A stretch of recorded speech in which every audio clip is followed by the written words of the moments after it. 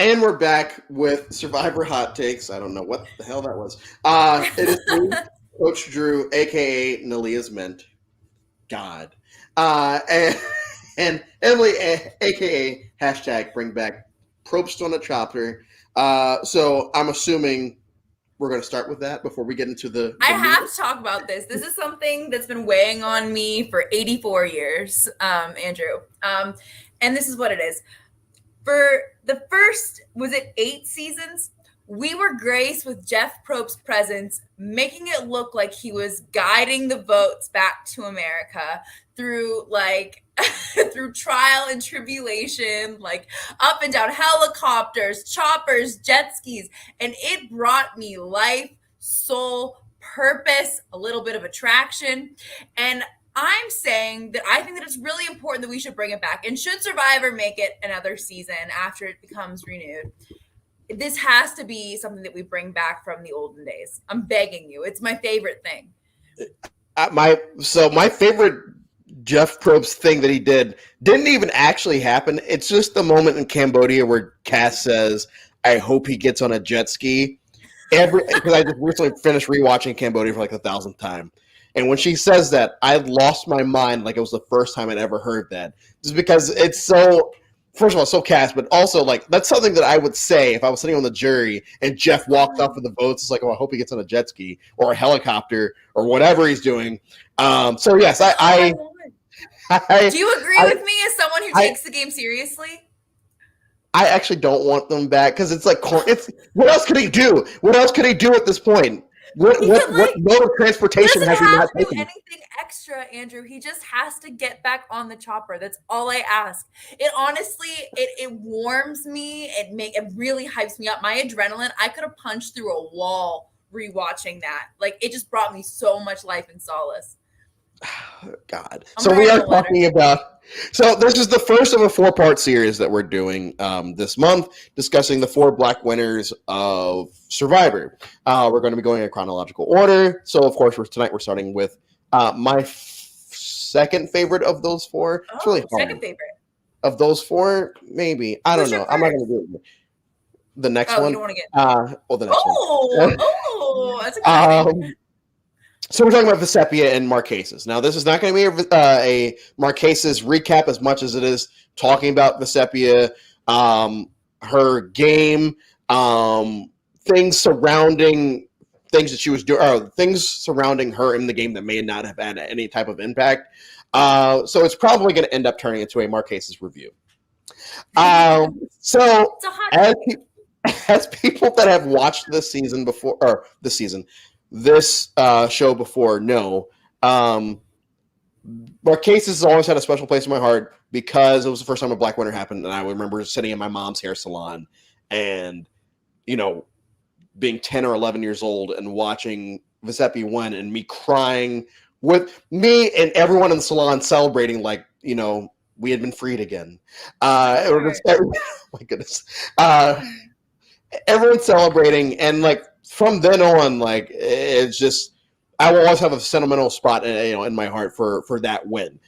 And then obviously, as I got older, I got on Survivor Reddit and Survivor Internet, and I realized people don't like Vecepia, or I realized at that time people didn't like Vecepia that much. Yeah. They were all aboard this weird Kathy train that like I still don't get. I kind of like her though. She grew on me this season.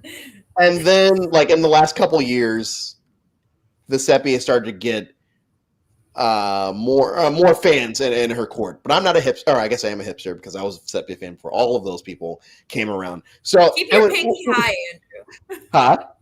Keep your pinky high. Thank you. What was your thought of her when you first watched the season, and as you have watched the season more and more, or at least once more, what were your thoughts?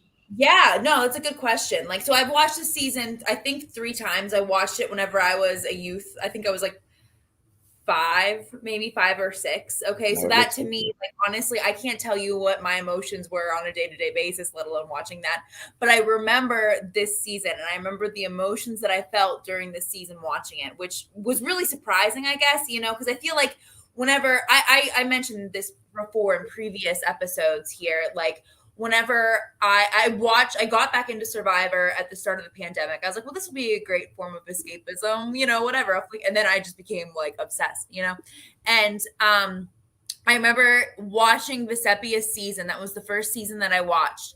And I remember at the very end when she won in Central Park, and just like the emotions, like my mom called me at the worst time. I was sobbing. I was like, she tried so hard. My mom's like, oh my God, I have to leave, But I remember really respecting her and respecting her gameplay, because she really gave me like a very calm, cool vibe, very, very passionate about the beliefs that she had, not just like spiritually, but how that guided her in her practice, and just how well she was able to really knit in with every single relationship. So I thought that it was very well deserved, in my opinion. Yeah. And so obviously I am extremely biased. I think she played a great social game. And since the social game is the only thing I care about, I think she did amazing. I think that because certain Survivor fans are so programmed to think, oh, big moves and this, that, and the other, it's like, yeah, if you want that, this is probably not the season for you, because she's a part of maybe 2 big moves the entire season. But like that's not what her game was. It's not the game that Michelle Fitzgerald played, or the game that Tommy played. But it works and it gets you the win. So like this whole robbed Queen Kathy thing has just been annoying me for. It should have been her in the finals, but Vecepia lied to her. I'm like, so you guys love Russell Hantz. You love Russell Hantz, and all he does is that. So screw you. So let's go back to the beginning of the season. I can remember that far. Just kidding. And she's on the Maramo tribe, which is like a train wreck from the very beginning, but they have the better characters. She obviously doesn't stand out as a character on that tribe, but she's on the right side of that tribe. So she's with Sean, who's close with Rob, and Rob is the one that's basically running the show. Or running the tribe, especially after they pull the blindside on Hunter. So what did you think of Vecepia pre-merge, pre-swap? Pre-merge, pre-swap. That's a really good question. And honestly, and I've talked to you about this a few times. I think that a lot of the times whenever there's a winner whose moves are a lot more underground and more underwater, they aren't people that you really recognize that much. We even saw it in the most recent season with Erica. We barely saw Erica have a pulse until the merge, and that's the main reason why I was like, there's no way in hell this woman's gonna win, because I barely saw her, and I think with Vecepia it kind of paralleled that.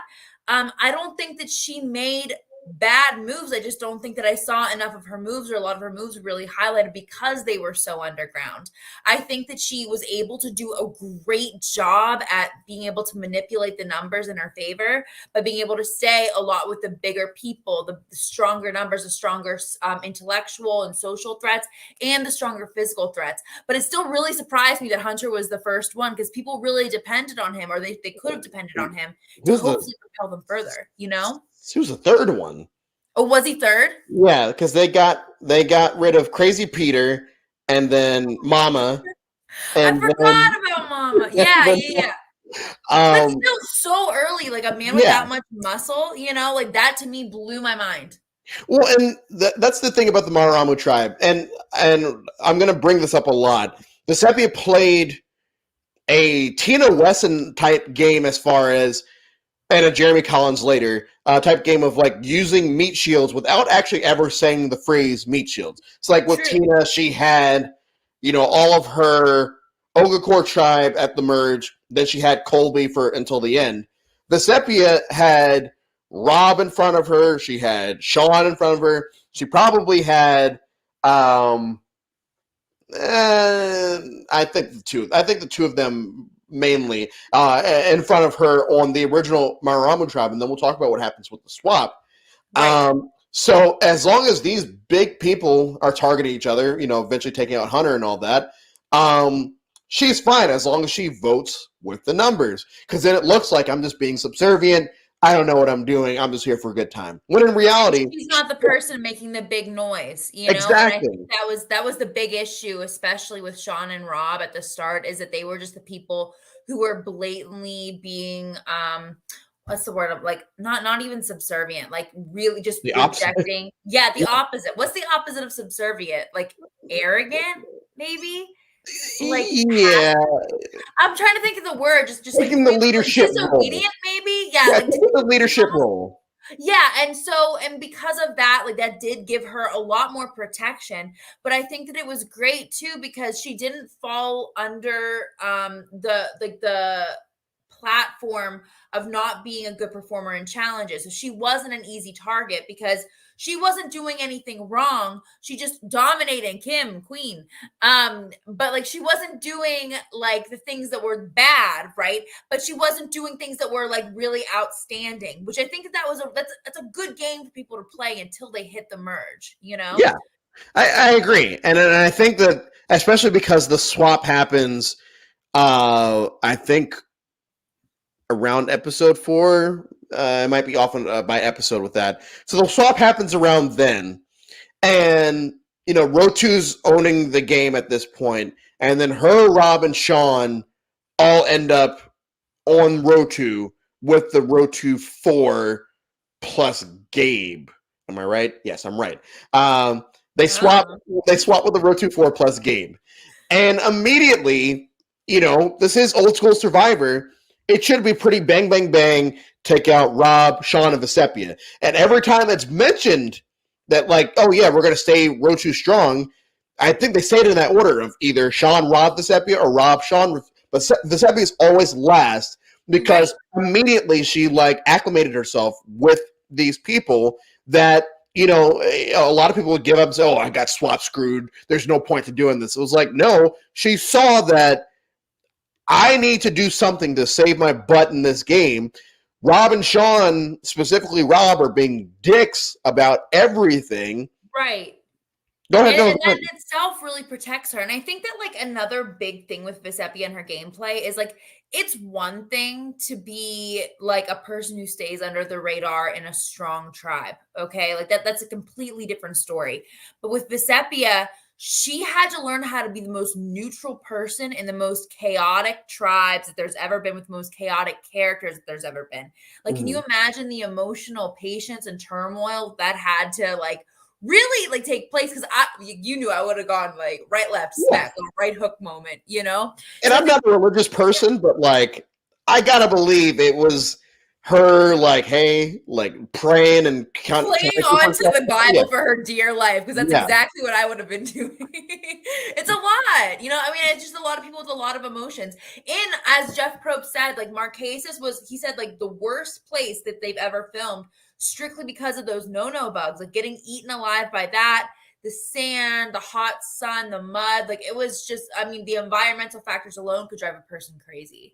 Yeah, and you're playing in a game of manipulation for 39 days. That'll yeah. So we get to the swap. What people on the internet might call swap screwed, but she didn't get screwed, and neither did Sean or Rob technically, because all three of the Amaramu people that got swapped didn't get voted out during the pre-merge, and they went to one tribal council. I think they went to one tribal council. Right. So they merge. And, Rob, and this is like, I'm not the biggest Boston Rob fan. Well, Rob, you're wrong. Rob is saying Vesepia's kissing ass. I don't trust V anymore because she's kissing ass. I'm not going to do this. And it's like, well, that's why you're going to inevitably lose. And that's kind of the point. Whenever you're in the minority, you've got to kiss as much ass. I don't care whose ass you kiss. You just got to pick one and just start sucking. You know what I mean? Yeah, kissing. We're not sucking their ass. I'm not there. No, don't do that. But V does what Sean and Rob are not doing. Sean and Rob are antagonizing people. Sean and Rob are antagonizing John and, telling Kathy everything that's going on. And what they're telling Kathy is true. Like the Rotu 4 straight up said, yeah, we're going to get rid of these three, and then it's Kathy, Nalia, Pascal at the bottom, and the four of us are going to fight it out. Right. And they're causing chaos, where the chaos at that point, the round that Rob goes home doesn't work, and V votes against Rob because she's smart enough to realize if I want to fight and let them pick off Sean and potentially let them pick off Kathy, I've got to be on the right side of the numbers right now for me to even have a chance. Right. And honestly, like, I think that in itself was a really big move. You know, I think that we talked about how one or two moves tend to define a winner. And I mean, at least in my eyes, you know, so her being able to let go of the person that other people deem as the weakest link, you know, whether that's just someone who emotionally is weighing down the tribe or physically, whatever the case. In Rob's case, it was a lot more emotional and like tactical, you know. Mm-hmm. She chose to let that person of her own go in order to pledge more allegiance to the majority. And that in itself is a strategy that, especially in old school Survivor, is something that we kind of look under, you know? Yeah. And once again, and I'm going to keep saying this because I feel very strongly about it. Go ahead, do it. The fact that, yes, she wasn't flashy or anything like that doesn't take away from her being a part of these big things that, oh yeah, she's not calling the shots. But the winners of these seasons, more often than not, are not the ones calling shots. Let me just make sure that what I just said makes sense. I'm pretty sure it does. The people that are making all these flashy moves either don't make it to the end for them to do it, or if they do, they're perceived as a dick. Every now and then you'll have a Tony who wins his first time. Somehow. Because, yeah.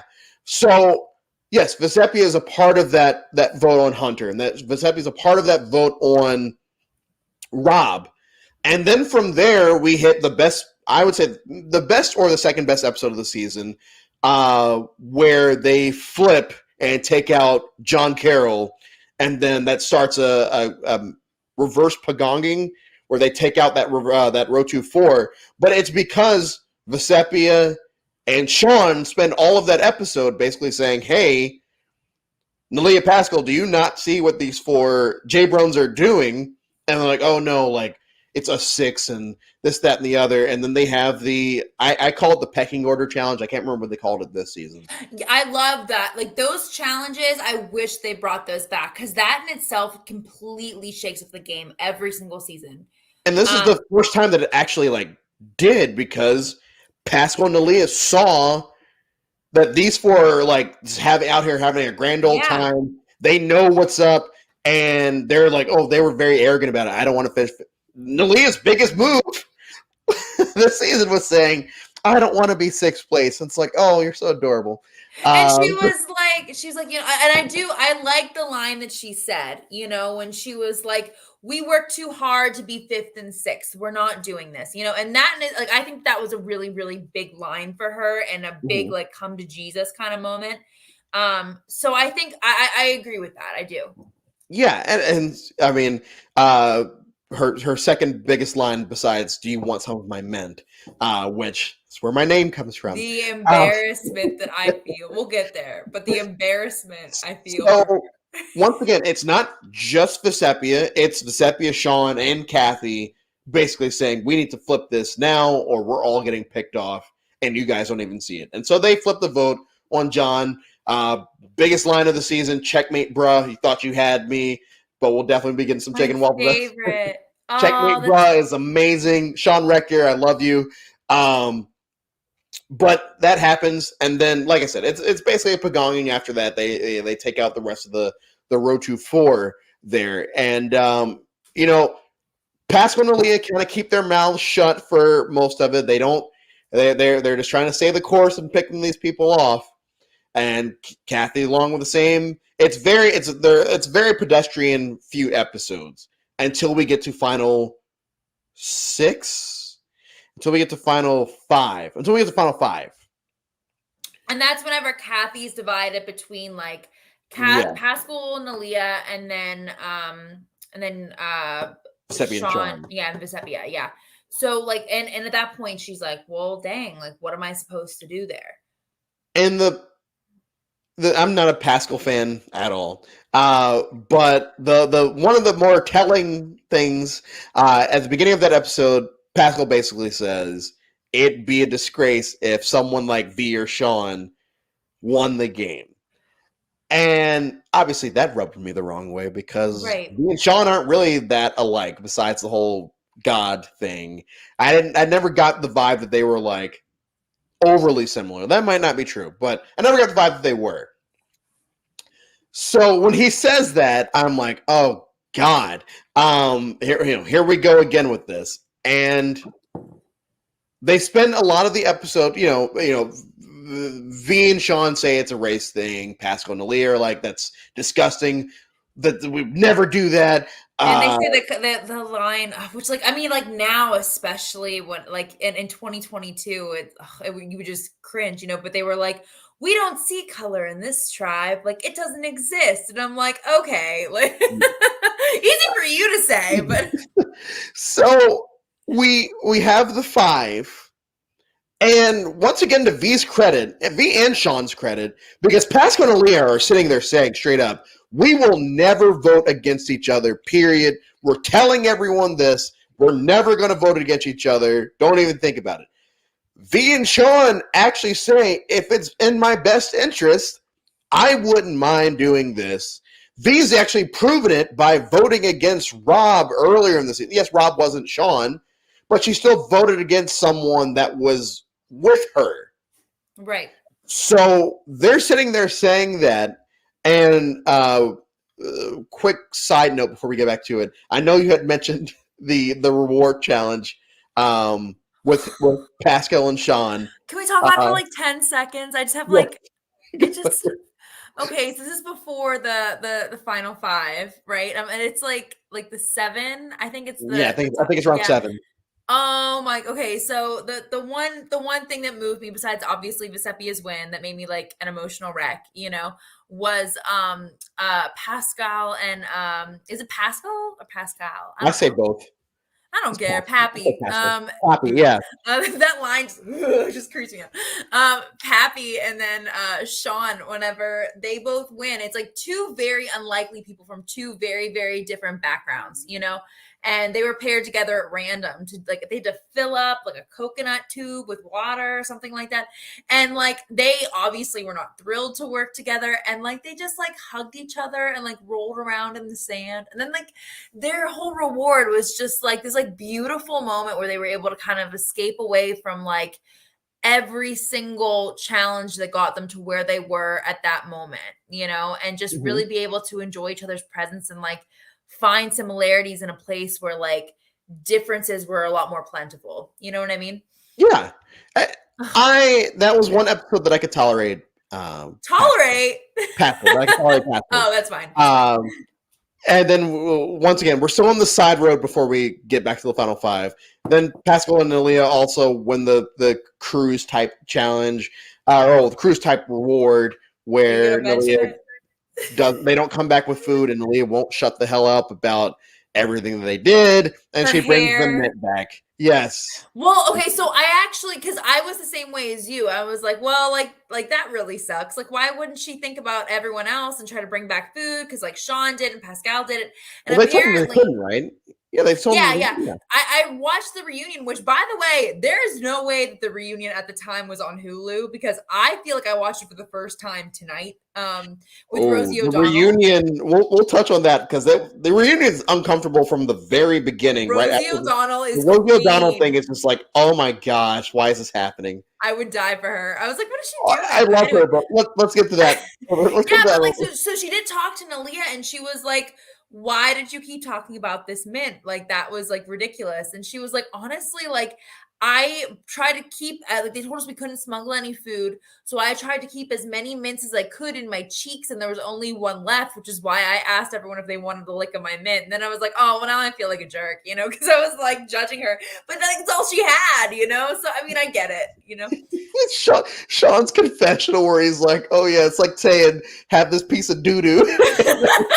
It's one of my favorites.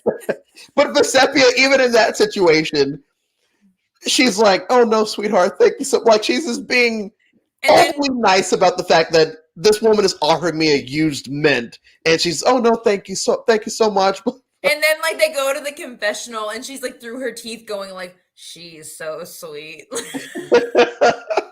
She doesn't mean it. Um, so back to the final five. I love her. Back to the final five. We get here, and like I said, the episode, the race card is being pulled more than once on both sides, and well, one side is saying it doesn't exist. The other side is saying it does. Kathy's in the middle, and Kathy's being neurotic as always because I don't get Kathy. I have to talk about Kathy later, so let's put a pin in that because I just love her like this season. So we get to the final five tribal. Yeah. And I honestly think that I think that is one of my favorite tribals ever, even though it doesn't go the way that I wanted it to go. Right. I think that Kathy made a bad decision in that case only because I'm not biased. This is not a biased answer. The reason I think she made a bad decision in that situation is Pascal and Aaliyah have straight up said, we will never vote against each other, which means if you make it to the final three with them and you don't win immunity, you're not going to the end. Period. Right. Sean and V probably are still in the same boat. They've never vocalized it, but they're probably in the same boat. And you decide to go with the people that have vocalized this. They have said straight to your face, we will never vote. Yeah, and there was one moment where Vecepia brought over Pascal because he's obviously like really upset, so she brings him over and she's like, let's have a discussion about like why you felt like really attacked during the previous tribal. And he's like, well, I said that I would never vote Nalia out. Like I just won't. And Kathy literally says like, oh, I didn't know that. Like that in itself should have been a wake up call to her where she can at least attempt to really like break up that group of two, Oh no, she's a robbed queen. I'm sorry. Like I know I'm coming off as condescending when it comes to Kathy, but like it's just I get what you're saying. Because we talked about her on All Stars a little bit, and honestly, I did not remember her. Because like whenever I rewatched All Stars. And so I'm glad that we got to rewatch Marquesas because she's just like the ultimate hype woman, and I lived for her. I lived for her energy and her being on hands and lust for life. I lived for it, and I think that I thought that she did a really great job. But I think that my biggest flaw with her gameplay, which we can pick up a lot more in New School Survivor, was that she just honestly had a hard time. Like she knew the move she had to make, but she just wouldn't make it. You know what I mean? Mm-hmm. Yeah, I agree. And I think that was to Vecepia's credit, as we're going to get to, first we get to Final Four. And this is my favorite Vecepia moment of the season, I'm pretty sure, is they know it's going to be the challenge where they have to answer questions about the jurors. Right. And Vecepia is smart enough to take notes on everybody in the game and has everything. That's one of her big moves, I would say. That is probably her biggest move of the season because I think Nalia asks her where I think Patricia is from, if I'm not mistaken. It might be somebody else. And Vecepia just plays dumb and then gives a confessional. It's like, oh, I know exactly where this person's from. They're from here. I'm not going to tell them that because I know if I lose this challenge, I'm going home. Exactly. And then she gets every single question right during the challenge. It's not like everyone else was like dumb. Like a lot of people got a lot of the questions right, but I'm pretty sure she's the only one that got 100%. She did. And so now they have to turn on each other. And now Kathy's like, oh man, I wish I'm screwed here. Right. Please help me. And Vecepia and her, as like a fair queen, she grants her the chance to stay. And then the rock draw happens. Pascal has his thing. He can piss off. We get to final three. And this is probably Vecepia's second biggest move of the game. Do you want to go with it? Do you want to say what happens? It's my favorite. So my favorite part of the season is whenever they bring them all together. And he says, like, Kathy's like, okay, like I'm willing to go final two with you if you are willing to work with me. I want to vote out Pascal, right? Isn't that what happened? And then she's like, no, I want to vote out Nalia. Like, and she was like, okay, let's do it. Like, so that in itself, I think, really helped to bridge the divide. But Jeff Probst was like, I didn't tell you guys what would happen if we had a tiebreaker. It was like a whole big thing. Do you remember? Yeah. It was my favorite. It was my favorite. So they get to the challenge, and actually I know that who said, I think it was Ross a couple weeks ago, said Hand on the Heart Idol is like overrated, which no. What is the Hand on the Heart Idol? I didn't remember what he was saying. That's what the final three challenge was. Really? Yeah. Really? That's what it's called. Yeah, that's what it's called. My whole life has been a lie. I had no idea what he's wrong. Oh, I disagree. I have to write him a letter. That's my favorite. That's what that is. So they're doing it, and Vecepia basically makes this deal. Hey, Nalia. Oh, like after she gets out. No, after Kathy gets out. Hey, if you do this, I'll drop. Knowing full well that if Nalia is going to give her word on something, she's probably going to, she probably actually believes it. Right. So, and Kathy, like that scene, Kathy just turns like this, like I can't believe this is happening. I can't believe I'm being screwed like this, or in her words, screwed. So we get to that last tribal council before final tribal, and Nalia keeps Vecepia, which I think that of those three, Nalia probably had the worst chance of winning out of those three. I don't think that if she had picked either one, she was going to win. Yeah, I don't think so either. I think like it honestly really shocked me whenever I like rewatched this, like how many people said that Nalia had a chance to win, though. I think that a lot, because I was like, rehearing that, I'm like, really, because I didn't really see it. Especially just because like she even said herself a few times that she didn't start playing until day 26,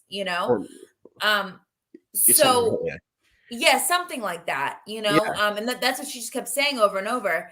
And so like that, I think if she was able to say that she started playing day one and her strategy was to work with the majority until the end, like I think that in itself might have changed her gameplay a little bit. But I do think that Kathy had a bigger, more extravagant gameplay, so if she chose to take Kathy, it would be different too, So I like, maybe it's I can't even say it's been a while since I watched the season because I've just recently rewatched the season. I don't remember Kathy doing anything big that Vecepia and Sean and Pascal and Nalia were not a part of. That's a good question. Because I agree with you. I think that they stayed in the majority and they stayed strong together for most of it. I think with Kathy, the differentiation was just her personality. I think that really gravitated people a lot more. She was a woman who just thrived in the outdoors, and she had so much energy and so much hype for every single challenge, every single piece. She won more individual immunity challenges than most other people, right? Like between her and Vecepia, they were both big winners. Yeah. And so the biggest winners of the season. Nalia didn't win anything, right? Until the heart challenge, right? Hand on the Heart Idol. I can't believe I was like, okay, let's keep moving in the podcast. I had no idea that's what it was called. This changes my life. Well, now we have to bring him back because we have to have like at least a 30-minute discussion on why he's wrong. I'm just kidding. So yeah, I don't know. Like with Kathy, I just really appreciated her spirit a lot more. I think it was easier to pick up on this time as opposed to All Stars. I didn't see that much of her until it was too late whenever Rob was about to vote her biggest ally out. When she's telling Jenna that she's a Cancer on the season when her mom has there are a few other moments. Once again, I'm back on the All Stars as a dumpster fire train. I'm a few weeks removed from rewatching it. All Stars is not good. So we get to Final Tribal. We're not doing this again. We're doing this every time until you admit you're wrong. We get to Final Tribal, and what I loved about being in this situation is this jury is hostile. This jury is probably bitter. It's They're 6-1. mad. It's Yeah. 6-1 Rotu Muramu. The only Muramu person is Sean. We know Sean's going to vote for V. Because of course. But realistically, the 6 Rotu people probably, going in, probably should be voting for Nalia. But, and oh no, before we get to that, when they're doing the fallen comrades, or when they're walking into the rites of passage, when they're doing the torches, and someone gives a confessional where they say, "Oh yeah, both these people claim to be religious, but like they were two of the biggest liars out there," and it's like, screw you. But anyway, we get to the final tribal, and they're attacking both of them. And Vecepia, to her credit, she keeps saying, like, I did what I had to do. My issues are with God now. It has no, I don't have to, like, I don't, any lies that I did, I will have to apologize later to, my God and all this. I don't have to apologize to y'all about this because I knew what I had to do in the game. She talks about how she had her memory, or not her memory, her blessings board or something like that, where she wrote like play survivor, win, all that. On her computer. Yeah, she wrote that like on her little sticky notes, like right next to her computer. Yes. And we get to Nalia, as you mentioned earlier, sitting there saying, "Oh yeah, I didn't start playing until day 19 day or 20. day 20, I think she said day 26. I swear on my life. Even worse. I will bet both of my fur children on this. It was day 26. I swear. It's all I have. I mean, you don't have to swear. The point of the story is she keeps openly admitting that she didn't start playing until late in the game. And if Vecepia is sitting there saying from the very beginning, I was doing this, that, and the other, and the other person is saying, oh yeah, I kind of chilled until I realized I was on the bottom. I didn't have to fight until I thought that I had to. Like, that in itself isn't an argument, Yeah, it's not. And so in a situation where Vecepia should lose 6-1, we know, and like, it's funny looking back on it now, because as a child, I didn't think that I didn't think that anybody had a set like vote. I thought, oh, maybe Sean will vote for Nalia, or like whatever. Every time I've watched the season since then, it's like, oh yeah, it's very obvious that Sean is going to vote for Vecepia. It's very obvious that Pascal and Kathy are going to vote for Nalia because Kathy's bitter that Vecepia lied to her. Right. And so you basically have the Rotu 4 figuring out where they're going to vote.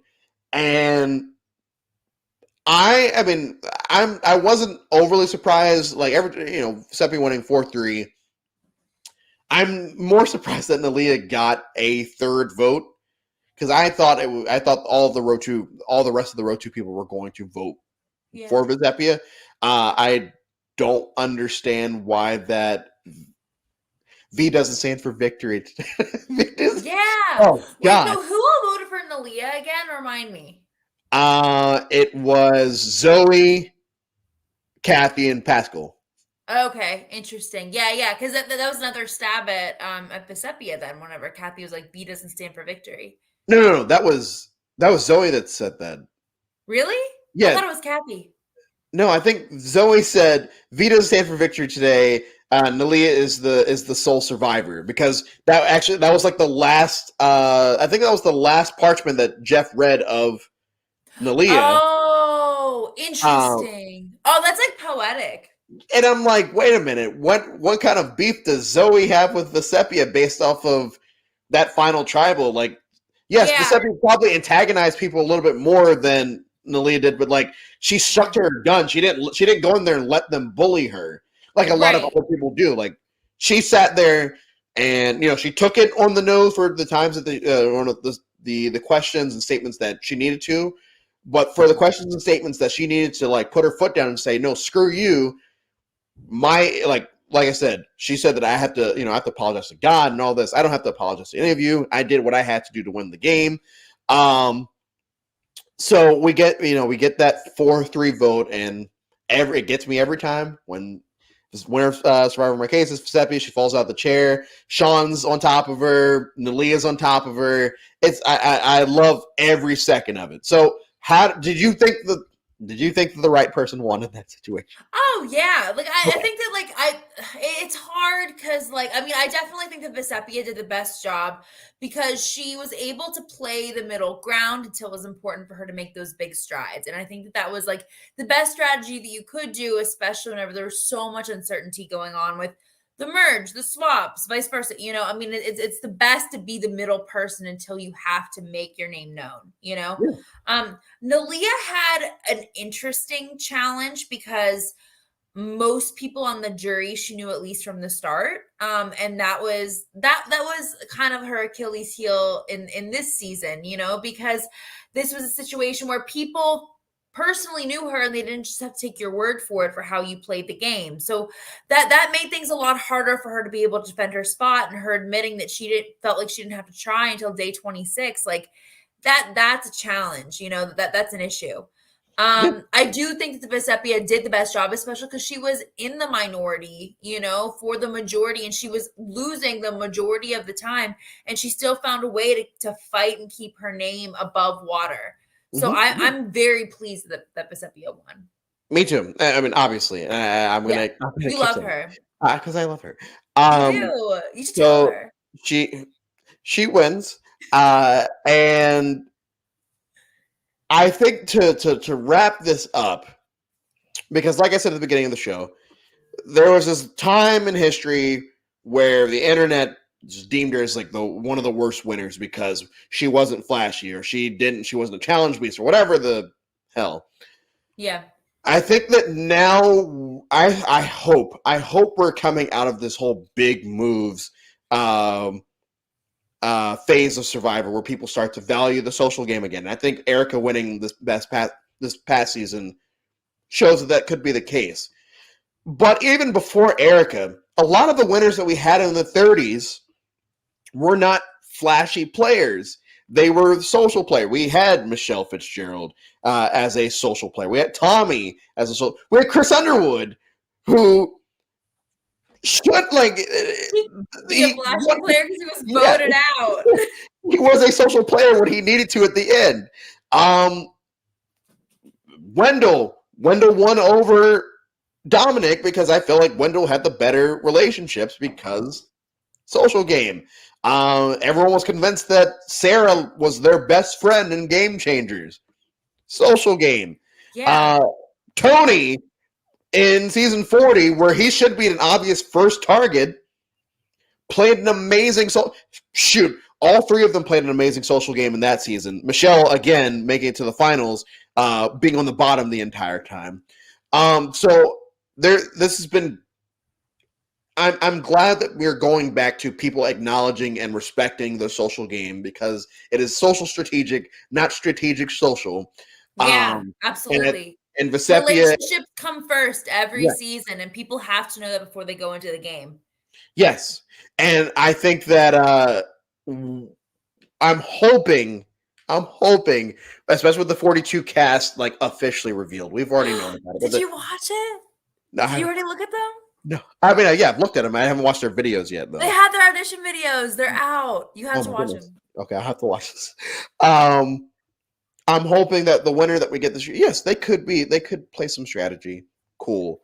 But I think that, this is just one Jay Brown on the internet talking about it. But what I respect the most, the way that I think I would play is social. And I got that from watching Vecepia, from watching winners 2 through 4. Yeah. Winners 2 through 4, Tina, Ethan, and Vecepia were social players. They were. I mean, we get Brian Heidick, who's like the sociopath strategic player. But